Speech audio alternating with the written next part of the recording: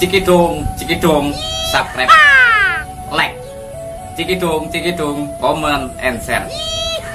Cikidung, salam jumpa lagi dengan channel Surya 17. Apa kabarnya semua teman-teman? Apa kabarnya para penonton? Semoga Anda selalu dalam keadaan sehat dan selalu ada dalam lindungannya. Aduh teman-teman, ini saya mau renungan seorang perantau, yang mana para perantau kebanyakan pada saat di rumah itu saya sendirilah, karena kekurangan ekonomi, karena banyak masalah. Akhirnya apa? Intinya apa? Tentang ekonomi. Jadi ya mau nggak mau, jadilah seorang perantau. Jadilah seorang perantau, punya tujuan, punya impian, punya keinginan yang banyak sekali. Akhirnya apa? Kita merantau tak tahu di mana. Yang penting keluar dari rumah untuk mendapatkan hasil sesuai dengan tujuannya, yaitu mungkin bagi yang sudah punya keluarga untuk mencukupi keperluan ekonomi keluarga. Bagi yang masih bujang mungkin untuk mengejar cita-citanya sekolah, untuk membantu orang tua, untuk membantu adik-adiknya. Nah, namun selang beberapa lama kemudian bekerja, umur bertambah. Akhirnya apa yang terjadi? Kita sudah asik di perantauan. Bagi yang bernasib baik, bersyukur alhamdulillah lah. Tetapi bagi yang bernasib nggak baik, yang namanya nggak baik ya, hasilnya nggak baik juga ya. Sedangkan yang waktu di perantauan baik itu pun pulang kampung belum tentu baik. Setuju nggak? Ya setuju silakan, nggak setuju ya nggak apa-apa, diri Anda yang akan menjawab. Nah, tapi hari ini kami sesuai dengan yang saya banyak teman-teman di dalam perantauan kan tanya kapan mau balik. Itu yang menjadi pening kepala. Saat di sini bekerja asik-asik mau balik, ternyata di rumah nggak ada kerjaan. Nah di sini juga untuk bersaing dengan kawan-kawan yang di kampung sudah tak mampu. Karena apa? Tenaga dan pikiran kita sudah nggak mampu, semakin hari semakin tua. Ada yang aduh pak balik, aduh bu balik, aduh mas balik, aduh kak balik. Tetapi apa saat di rumah? Ya biasalah saat kita di perantau, boleh kirim uang, bisa ngirimi ini itu, mencukupi keperluan kebutuhan keluarga. Disanjung-sanjung. Tetapi alangkah susahnya pada saat balik kampung, sudah umur, sudah mulai tua, di rumah nggak bisa menghasilkan. Akhirnya apa? Mengalami pikiran stres. Di keluarga pun kadang sudah keadaannya jadi nggak baik juga. Itulah yang ada di dalam pikiran Kak perantau. Tetapi di situ perantau pun banyak juga yang sukses. Tetapi ada juga yang kurang sukses. Dan lebih yang nggak sukses, berarti sangat rugi. Jadi apalagi di dalam musim pandemi macam ini, ada virus corona, banyak perantau yang terdampak, tidak bekerja, ditendang oleh majikan, mau balik malu tidak balik, jadi rindu. Tuh, pening kepala ya. Astagfirullahaladzim. Macam ini kok jadi stres ya. Aduh, daripada pening kepala mikir gitu, minum dulu minum. Siapa tahu dapat wahyu atau dapat minum dulu.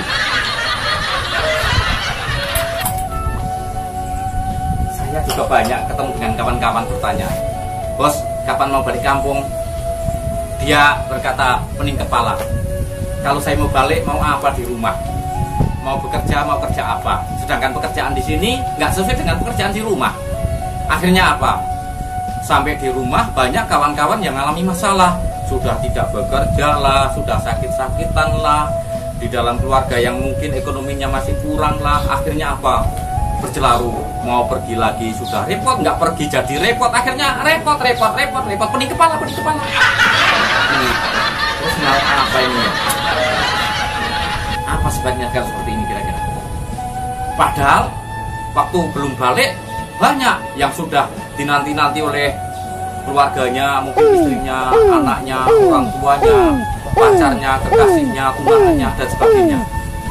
Tetapi sebagian ada ketakutan juga untuk balik. Nanti saya kerja apa?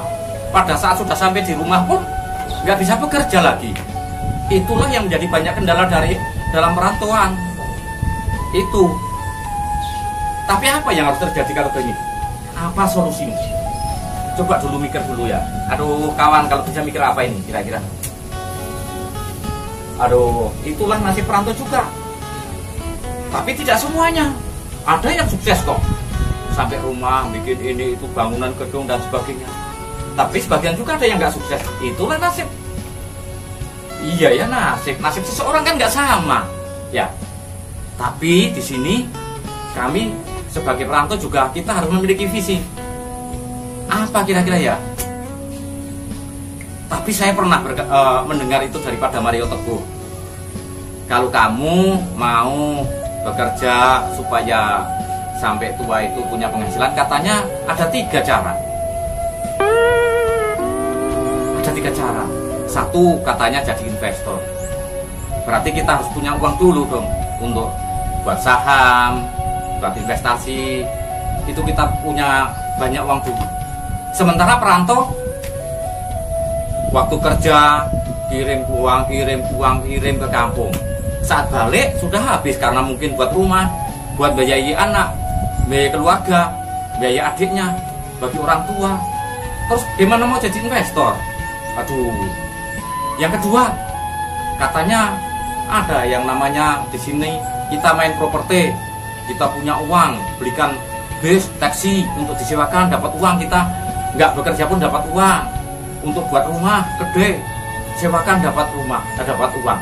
Tapi kalau kita gaji kirim sudah habis, akhirnya apa? Ya nggak jadi properti dong, karena kita juga belum kaya. Ya maklum, modal otot, tenaga. Tahulah namanya perantau, nampaknya hebat, tahu-tahu di perantauan hanya makan mie terus. Tapi tak semua itu loh. Nah, selain itu juga katanya kita ada yang namanya waralaba atau bangun jaringan. Itu katanya saya juga belum tahu itu. Katanya kalau bangun jaringan itu hanya orang yang mau. Tapi saya pikir-pikir, kira-kira gimana ya bro? Gimana? Aku tak ngombe sih, tak minum dulu. Minum dulu, biar pikirannya itu plong, bisa menemukan, ya. Plong dulu. Aduh. Inilah namanya perantauan itu. Minum dulu, siapa tahu bisa lebih cerdas lagi. Aduh. Oh ya, yang ketiga itu yang namanya membangun jaringan, kita bisa bekerja, tetapi di sisi lain, di situ juga kita boleh mengembangkan usahanya, yang katanya boleh diwariskan juga. Tapi di sini kadang kita nggak sadar juga, saat asik bekerja, otak kita itu hanya pikir kerja dapat uang. Aduh. Terus gimana dong? Gimana?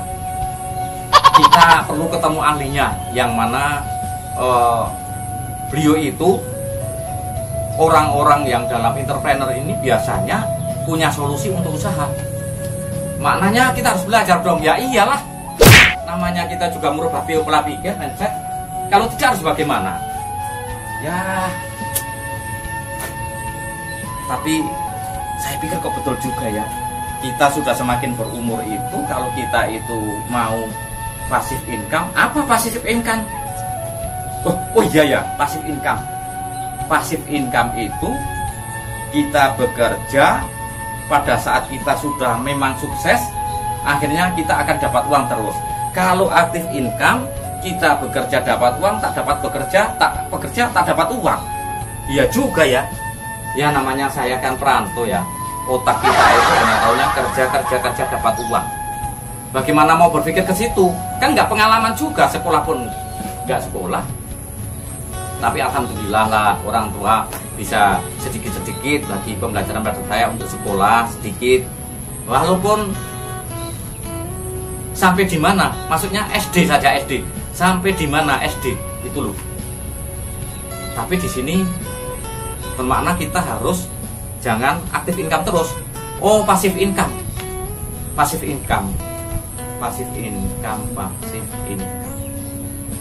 Ya karena kalau tidak seperti itu, perantau akan mati obor saat di kampung. Kita sebagai perantau saat sudah berumur, tapi keperluan atau kebutuhan rumah tangga besar, sudah balik kampung, sudah nggak punya pekerjaan. Kita makan 1 minggu, 2 minggu, enjoy semua dengan keluarga. Tapi pada saat sudah 3 minggu, 4 minggu, 5 minggu, sudah pening kepala, lah sakit-sakitan, mau bekerja sudah nggak bisa bersaing. Karena apa? Yang sudah kita tinggalkan dulu itu, yang masih kecil-kecil sudah besar. Sementara kita harus mulai nol lagi, cari kerja. Mosok toh sudah tua kok mau cari kerja lagi? Harusnya sudah enak-enak ya kan? Betul kan? Betul. Kalau sudah tua itu harusnya masa pensiun, masa enak. Mosok balik kampung terus cari kerja lagi? Ah, menyedihkan. Minum dulu, minum. Yuk minum. Jadi maknanya apa? Kita sebagai perantau juga harus menanamkan mindset atau pola pikir ya. Oke lah kalau macam itu, maknanya kita harus sambil bekerja, sambil melakukan usaha untuk mendapatkan passive income. Passive income. Ya passive income. Saya pikir dulu. Woi. Jangan lupa. Passive income. Kalian semua tahu nggak sih kalau sebagai seorang perantau itu juga manusia biasa, yang mana juga saat yang sudah berkeluarga itu juga menahan kerinduan dengan orang-orang yang dicintai, dengan anak, dengan istri, mungkin suami, orang tua, dengan keluarga, sanak saudara, dan juga teman-teman di kampung. Itu yang harus diterima sebagai seorang perantau. Lebih susah lagi apa? Pada saat gaji sudah habis dikirim, dalam 20 hari, 25 hari belum gajian, badan sakit-sakit, makan cuma dengan mie. Apa daya lagi? Tak tahunya sedang sakit pun dimarah-marah majikan. Yo mati di sini susah ho. Itulah hati seorang perantau. Sudah dimarah-marah majikan, nggak ada duit. Masih dikejar-kejar sama yang punya bilik atau punya rumah, suruh bayar. Belum lagi bayar karena belum gajian. Mau kerja pun sakit. Sudah dikejar-kejar oleh yang punya rumah untuk bayar rumah. Yang di kampung marah-marah minta kiriman juga. Itu. Tetapi di sini seorang perantau tetap kuat pikirannya, tetap kuat tenaganya untuk berjuang. Demi siapa? Demi orang-orang yang disayang. Namun kadang salah. Ada sebagian yang sebagai perantau setelah jadi perantau salah jalan. Ada juga setelah ada saudaranya, ada keluarganya yang merantau, yang di rumah pun seenaknya saja, tidak sesuai dengan harapan. Semoga saja sebagai seorang perantau dan sebagai orang yang ditinggalkan dalam perantauan, keluarganya seiring sejalan sehingga pada saat berkumpul nanti mengalami kebahagiaan. Itulah seorang perantau memang penuh perjuangan. Ya, tak kira itu merantau di mana. Apalagi seorang tenaga kerja Indonesia yang mana sudah di luar daerah, luar negara, harus mengikuti aturan negara dari tempat dia merantau. Ya layak, kita harus mengikuti perundangannya. Ya, itu loh. Perantau itu manusia juga, punya hati, punya rasa sakit, bisa nangis, bisa ngenes. Bahkan ada juga yang mengalami susah banget, tetapi ada yang ada bahagia banget.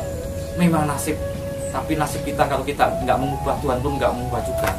Oke lah ya, itu. Maka kita sebagai seorang perantau jangan sampai, bagi yang belum jangan sampai kita itu sampai di kampung mati obor.